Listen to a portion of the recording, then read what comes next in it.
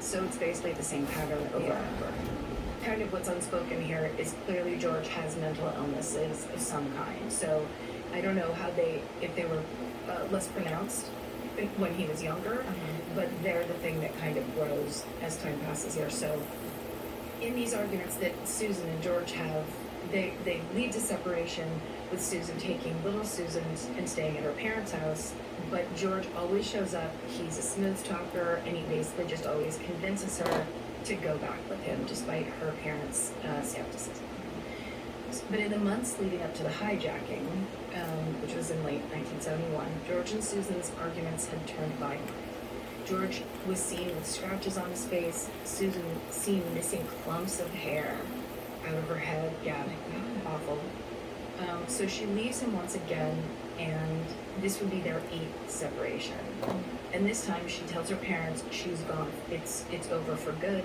She applies for a teaching job, but to make money in the meantime, she takes the cashier job at the King of the Road motel. So George knows that the only way to get Susan back is for him to get a steady job, but his mental health is deteriorating, and he begins to make strange claims of working for the CIA, working for Interpol, working for the mafia. He also tells some people he's a warlock. So things aren't good. Yeah. No offense to the warlocks out there. Sure. I know you're powerful and great. Ditto to the mafia, too. The mafia. I'm not trying to insult anyone here. Look, all we want to do is not insult people. Yeah, you know that about us. Right? That should be the given. So about 2 weeks before the hijacking, George goes to visit his father, George Giffey Sr. Everyone named after themselves here. Use the same names for the rest of your life. And George Sr. can tell the pressure of the financial and marital problems are weighing on his son.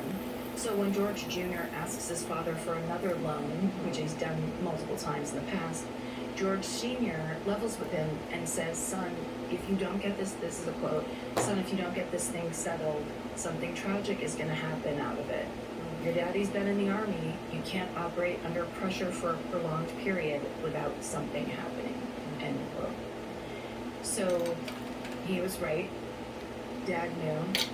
The afternoon of October 3rd, George Jr. shows up at Susan's parents' house looking for her, but because her parents won't allow him in the house, like that's how bad it's gotten, Susan goes out into his car to talk to him, and Mrs. Lackich, which is Susan's maiden name, she watches through the window, and they basically, the discussion, which is about George giving her money for the kid and for them, to be okay, it escalates into a fight. And when Susan tries to get out of the car, he pulls her by her arm back in, and that's when Susan's mom comes outside with a potted plant and threatens to smash it over the car if he doesn't let Susan go.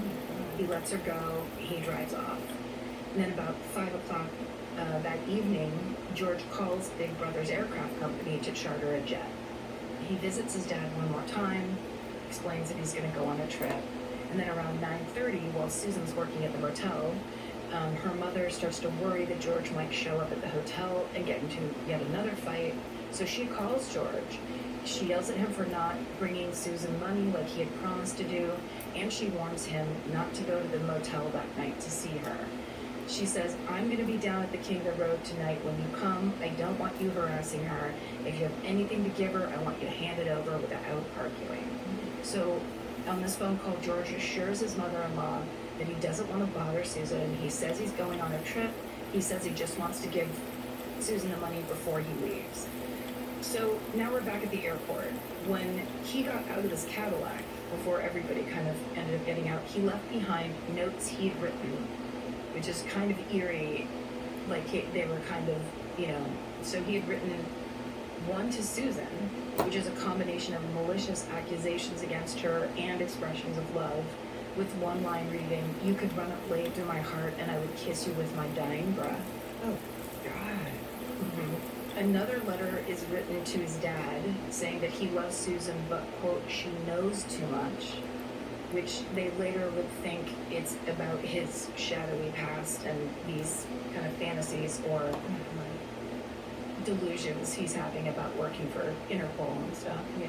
He says he has no other choice but to kill Susan and then kill himself, saying, quote, if the tapeworm kills the host, it is also dead. Oh, So it's no.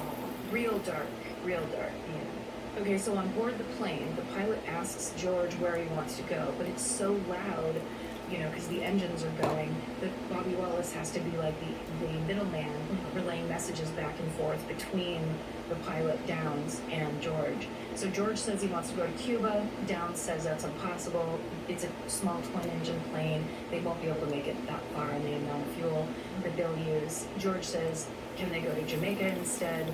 Downs says that won't work either. He said they could go to Freeport in the Bahamas, but they'll have to first stop in Jacksonville, Florida to refuel. So then George asks if anybody on the ground knows that the plane's been hijacked, and Downs is honest with him. He says, yes, someone from the authorities will be waiting for them in Jacksonville when they land. George has no response. He just sits there quietly drinking liquor from a flask and holding onto the metal box that holds his explosive. Meanwhile, back in Nashville, Susan's mother is up. She's worried, and she listens to a police scanner. So she's listening to it. She hears a report of a suspicious car that's parked at the airport in the wake of the hijacking. And when they read out the car's license plate number over the scanner, she recognizes it. It's the license plate of the car that belongs to her son-in-law, George. So she immediately calls the police. She gets through, but then she keeps getting transferred and put on hold and transferred over and over. She finally reaches a sergeant around 3 in the morning. She talks to him about the plane hijacking, and she asks if there was a girl with the hijacker. The sergeant tells her yes, with long brown hair, and Susan's mother now knows that it's her daughter on the plane.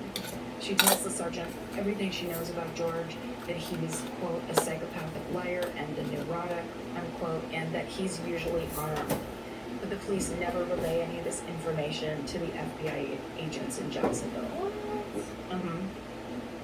So as the plane lands in Jacksonville, the pilot relays George's demands over the radio to air traffic control.